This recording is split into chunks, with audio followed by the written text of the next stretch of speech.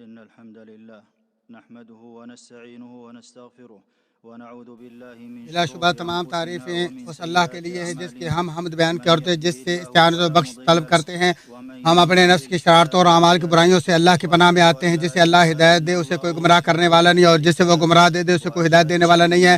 میں گواہی دیتا ہوں کہ اللہ وحدہ لا شریک کے علاوہ کوئی سچا معبود نہیں، اور میں گواہی دیتا ہوں کہ ہمارے نبی محمد صلی اللہ علیہ وسلم اس کے بندے اور رسول ہیں۔ اللہ آپ اور آپ کی تمام آل و اصحاب پر بے بہا درود و سلام نازل فرمائے۔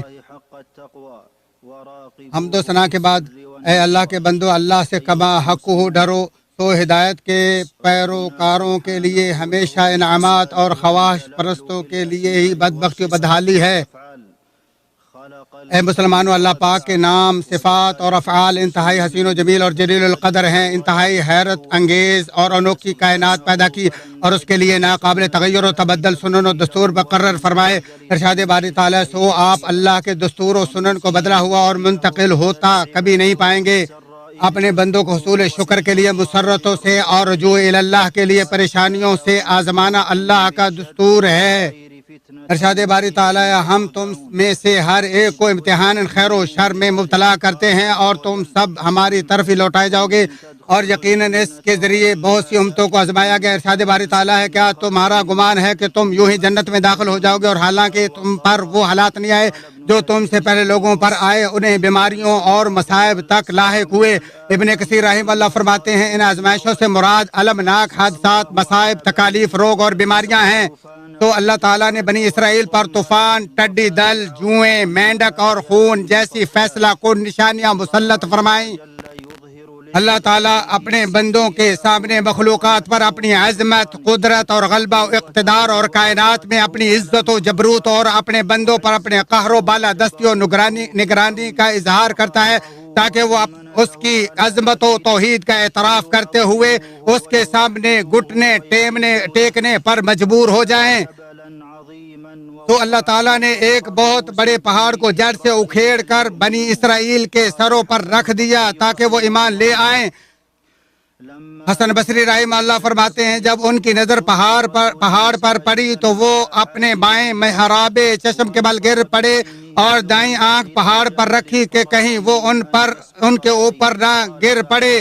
فرمانے باری تعالیٰ ہے اور وہ وقت بھی قابل ذکر ہے جب ہم نے پہاڑ کو اٹھا کر صاحبان کی طرح ان کے اوپر معلق کر دیا، اور ان کو یقین ہو گیا کہ اب ان پر گرا، اور کہا جو کتاب ہم نے تم کو دی ہے اسے مضبوطی کے ساتھ قبول کرو، اور یاد رکھو جو احکام اس میں ہیں اس سے توقع ہے کہ تم متقی بن جاؤ۔ اور اللہ تعالیٰ نے ہمارے نبی محمد صلی اللہ علیہ وسلم کی خدمت میں پہاڑوں کا فرشتہ بھیجا جس نے آپ کی خدمت میں عرض کیا محمد اگر آپ چاہیں تو انہیں اخشبین یعنی مکہ کے دو پہاڑوں کے درمیان پیس کر رکھ دوں۔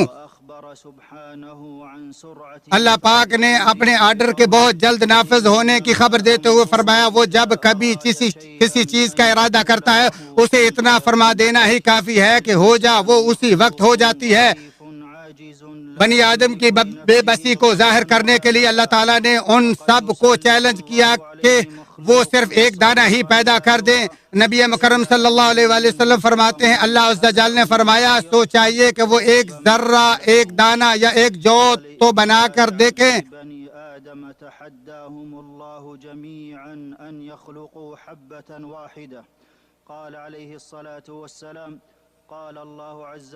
بخاری و مسلم۔ اور اگر اللہ چاہے تو صرف ایک ہی آیت نازل کر دے جو ان کو زبردستی ایمان لانے پر مجبور کر کے رکھ دے۔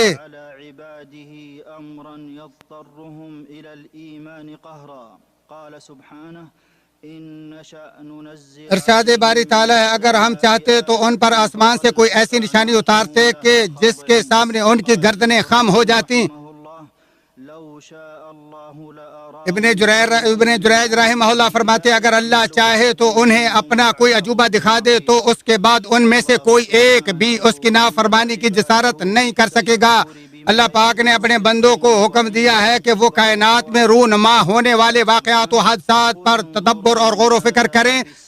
ارشاد باری تعالیٰ ہے آپ کہہ دیجئے کہ تم غور و فکر کرو کیا کیا چیزیں آسمان و زمین میں ہم نے پیدا کی، اور مومن ہمیشہ نشانیوں سے عبرت و نصیحت حاصل کرتا ہے۔ ارشاد باری تعالیٰ ہے اور یہی تیرے رب کا سیدھا راستہ ہے، ہم نے نصیحت حاصل کرنے والوں کے لیے ان آیات کو صاف صاف بیان کر دیا، اور اسے یقین ہے کہ اس کے درجات کو بلند کرنے کے لیے اللہ اسے پاک صاف کر رہا ہے، سو وہ ایسی عبادت سے لیس ہو جاتا ہے جن کا اجر و ثواب بلا حساب ہوتا ہے۔ ارشاد باری تعالی، ہم تم کو دشمن کے ڈر، بھوک، مال، جان اور پھلوں کے نقصان میں سے کسی نہ کسی سے ضرور آزمائیں گے، اور ان صبر کرنے والوں کو خوشخبری سنا دیں جن کو جب کوئی مصیبت لاحق ہوتی ہے تو وہ پکار اٹھتے ہیں، ہم اللہ کی ملکیت ہے اور اسی کی طرف لوٹنے والے ہیں۔ یہی وہ لوگ ہیں جن پر اللہ کے ان کے رب کی رحمتیں اور برکتیں نازل ہوتی ہیں، اور یہی ہدایت یافتہ ہیں۔ اور جو قضاء و قدر پر ایمان رکھتا ہو، اللہ اسی کو دنیاوی نقصانات کا معاوضہ دیتا ہے۔ ارشاد باری تعالیٰ ہے، کوئی مصیبت اللہ کی اجازت کے بغیر نہیں پہنچ سکتی، اور جو اللہ پر ایمان رکھتا ہو اور وہ اس کے دل میں ہدایت بھر دیتا ہے۔ ابن کثیر رحمہ اللہ فرماتے ہیں، یعنی جس کو کوئی مصیبت لاحق ہوتی ہے اور اس نے اسے اللہ کی قضاء و قدر جان کر صبر و احتساب کا مظاہرہ کرتے ہوئے اللہ کے فیصلے کے سامنے سر تسلیم خم کر دیا، تو اللہ تعالیٰ اس کے دنیاوی نقصان کے بدلے اس کے دل کو ایمان و یقین اور ہدایت سے بھر دیتا ہے، اور کبھی اس کو نقصان کا متبادل یا نعم البدل بھی عطا کر دیتا ہے۔ گردش زمانہ میں مومن بہرحال اجر و ثواب سے فیضیاب ہوتا ہے، مسرت پر شکر اور یا دنیاوی نقصانات کی مصیبت و امتحان پر صبر کی وجہ سے۔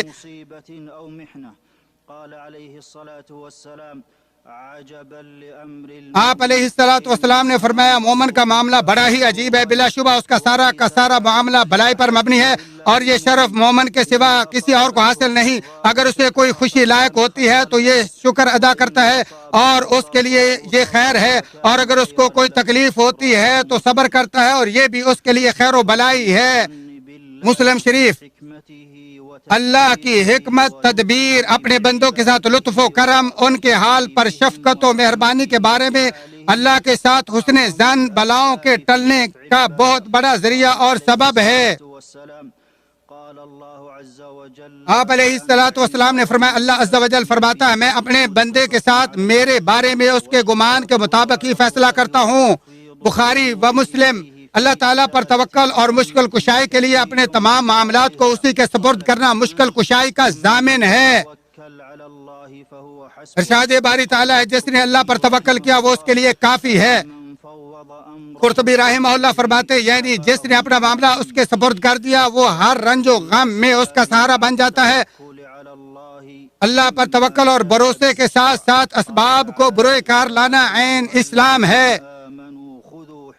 اسلام ارشاد باری تعالیٰ ہے، مسلمانوں اپنے بچاؤ کا سامان لے لو، جان کی حفاظت اور ہر متعدی بیماری سے بچاؤ مقصد اسلام ہے۔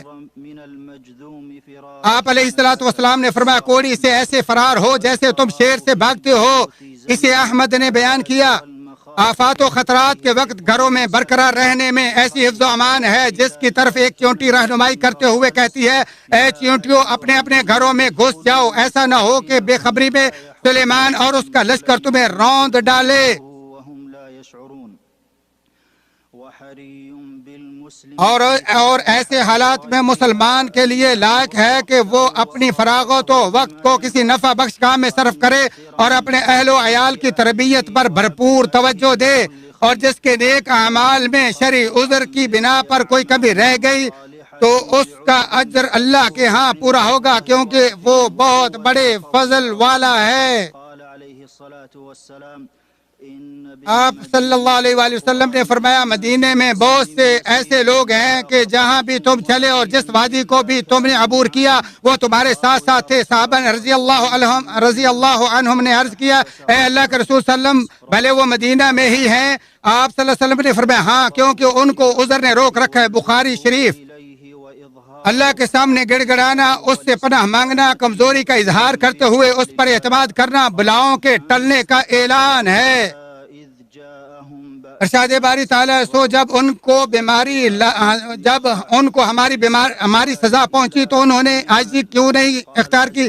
دعا حالات کی بہتری کی جانب تبدیلی کی چابی ہے۔ فرمان باری تعالیٰ ہے اور تمہارے رب کا فرمان ہے تم دعا مانگو میں تمہارے لیے قبول کروں گا۔ صدقہ رحمان کے غیظ و غضب کو ٹھنڈا کرتا اور اسی سے اجر و ثواب دوبالا ہوتا ہے اور گناہ و خطائیں مٹتی ہیں۔ صدقہ خیرات کرنے والا دنیا آخرت میں ہمیشہ پرامن رہتا ہے۔ ارشاد باری تعالیٰ جو لوگ دن رات اعلانیہ و پوشیدہ اپنے مال راہ للہ خرچ کرتے ہیں ان کا اجر و ثواب ان کے رب کے پاس ہے اور ان کو نہ کوئی خوف ہے نہ غم۔ اور راہ للہ خرچ کرنا مصائب کی دوری کا باعث ہے۔ جب نبی اکرم صلی اللہ علیہ وآلہ وسلم قال سبحانه وما كان الله ليعذبهم وأنت فيهم وما كان الله معذبهم وهم يستغفرون والإكثار من الطاعات وتقوى الله سبيل السعادة قال تعالى ومن يتق الله يجعل له مخرجا قال ابن عباس رضی اللہ عنہما ينجيه من كل كرب في الدنيا ابن عباس رضی اللہ عنہ ارشاد باری تعالیٰ جو اللہ تعالیٰ سے ڈرتا ہے اللہ اس کے لیے راہ نجات فراہم کرتا ہے۔ ابن عباس رحمہ اللہ فرماتے ہیں یعنی دنیا آخرت میں ہر مصیبت سے نجات دیتا ہے۔ جب سب واسطے منقطع اور آزمائشیں سنگین ہو جائیں اور بندے اللہ سے تعلق جوڑ لیں تو اللہ بھی ان مصائب کے زوال کا فیصلہ فرما دیتا ہے۔ رسول اللہ صلی اللہ علیہ وسلم نے فرمایا ہمارا رب اپنے بندے کی نا امیدی اور اس کے غیر یعنی ان کے مایوس کن حالات کے بدلنے کے قریب ہونے پر ہنستا ہے۔ ابو رزین رضی اللہ عنہ کہتے ہیں میں نے پوچھا اللہ کے رسول کیا رب بھی ہنستا ہے؟ آپ نے فرمایا ہاں۔ میں نے کہا ہم ایسے رب کی خیر و بھلائی سے ہرگز محروم نہیں ہو سکتے جو ہنستا ہے۔ اسے احمد نے بیان کیا اور جب مصائب دور ہو جائیں تو بندوں پر اللہ کے حمد و ثنا اور شکر ضروری ہے۔ ارشاد باری تعالیٰ ہے میرا شکر کرو اور نہ شکری نہ کرو۔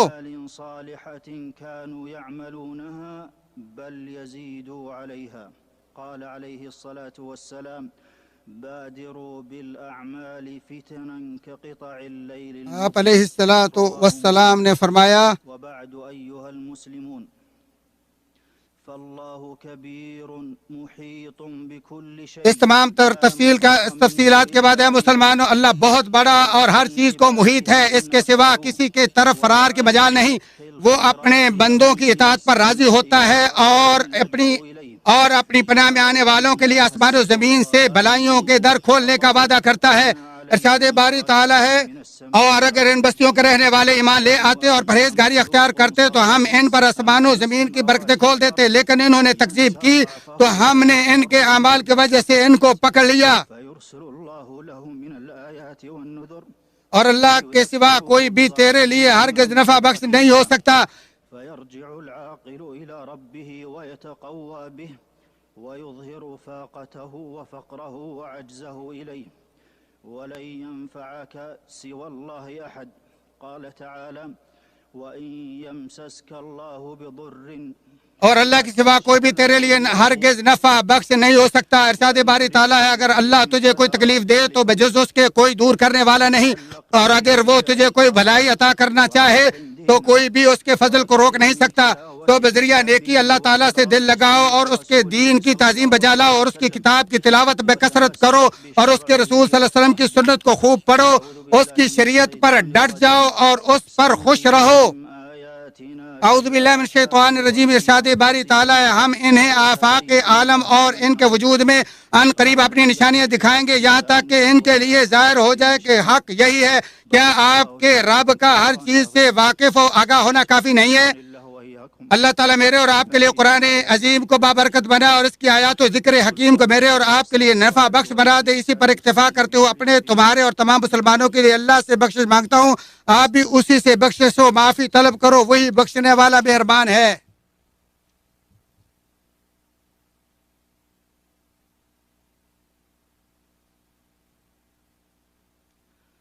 الحمد لله على إحسانه والشكر له على توفيقه وامتنانه اللہ کے احسانات پر اس کی تعریف اور توفیق و انعامات پر اس کا شکر ہے۔ میں گواہی دیتا ہوں کہ اللہ وحدہ لا شریک کے علاوہ کوئی سچا معبود نہیں، وہی عظیم الشان ہے، اور میں گواہی دیتا ہوں کہ ہمارے نبی محمد صلی اللہ علیہ وسلم اس کے بندے اور رسول ہیں۔